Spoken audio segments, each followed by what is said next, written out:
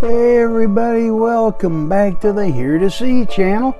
We have another Here journal for you, Galatians Chapter 4. Galatians is the Bible's gospel of grace. And Here to See, focusing on sharing pearls of wisdom, nuggets of knowledge, understanding the difficult, and instructions for a better life. We're reading through a chapter of Galatians and doing a Here journal on it.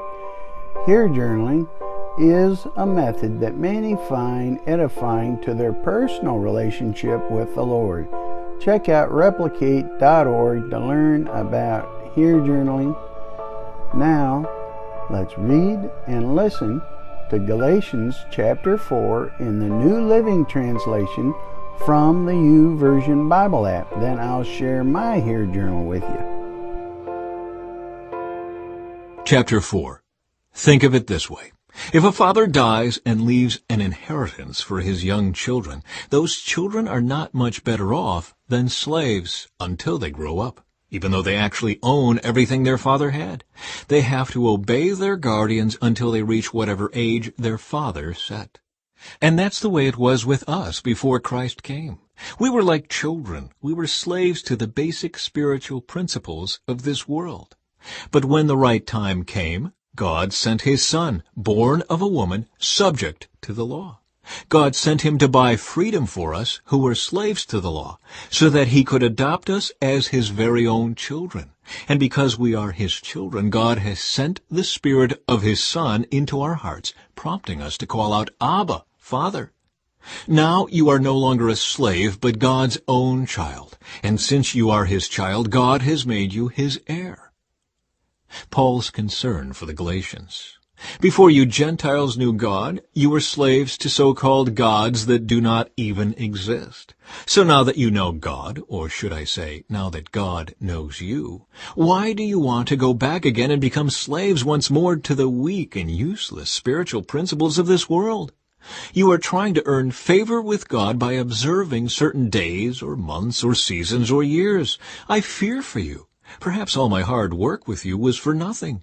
Dear brothers and sisters, I plead with you to live as I do, in freedom from these things. For I have become like you Gentiles, free from those laws.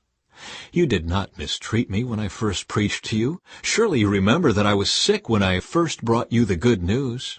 But even though my condition tempted you to reject me, you did not despise me or turn me away. No, you took me in and cared for me as though I were an angel from God or even Christ Jesus himself. Where is that joyful and grateful spirit you felt then?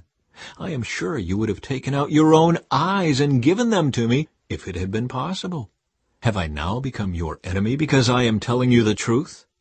Those false teachers are so eager to win your favor, but their intentions are not good. They are trying to shut you off from me so that you will pay attention only to them. If someone is eager to do good things for you, that's all right, but let them do it all the time, not just when I'm with you. Oh, my dear children, I feel as if I'm going through labor pains for you again, and they will continue until Christ is fully developed in your lives. I wish I were with you right now, so I could change my tone. But at this distance, I don't know how else to help you. Abraham's 2 children.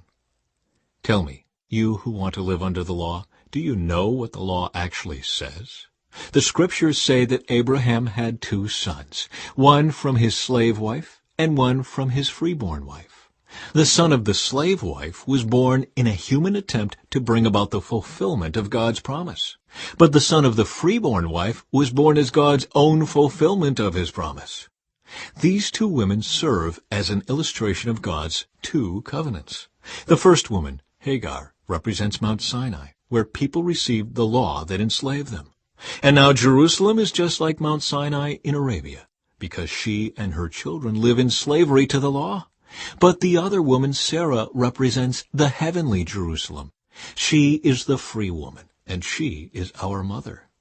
As Isaiah said, "Rejoice, O childless woman, you who have never given birth. Break into a joyful shout, you who have never been in labor. For the desolate woman now has more children than the woman who lives with her husband." And you, dear brothers and sisters, are children of the promise, just like Isaac.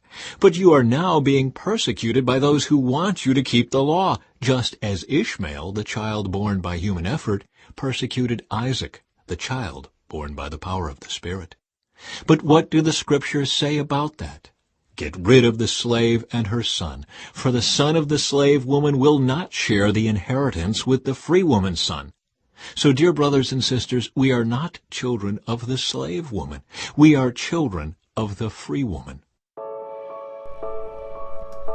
All right, that was Galatians chapter 4 in the New Living Translation from the YouVersion Bible app.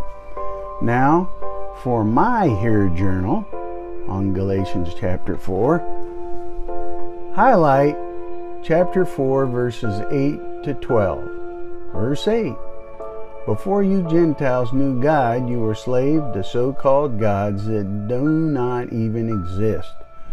So now that you know God, or should I say now that God knows you, why do you want to go back again and become slaves once more to the weak and useless spiritual principles of this world? Are you trying to earn favor with God by observing certain days of months or seasons or years? I fear for you. Perhaps all my hard work with you was for nothing. Dear brothers and sisters, I plead with you to live as I do in freedom from these things, for I have become like you Gentiles, free from those laws. So now, my explanation.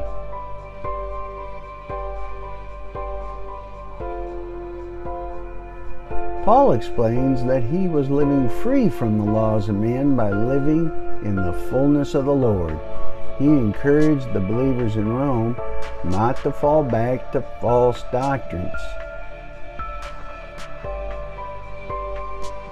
And the application.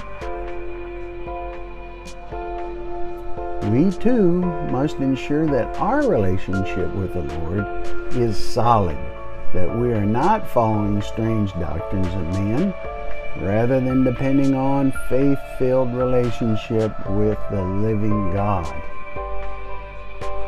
So what's my response?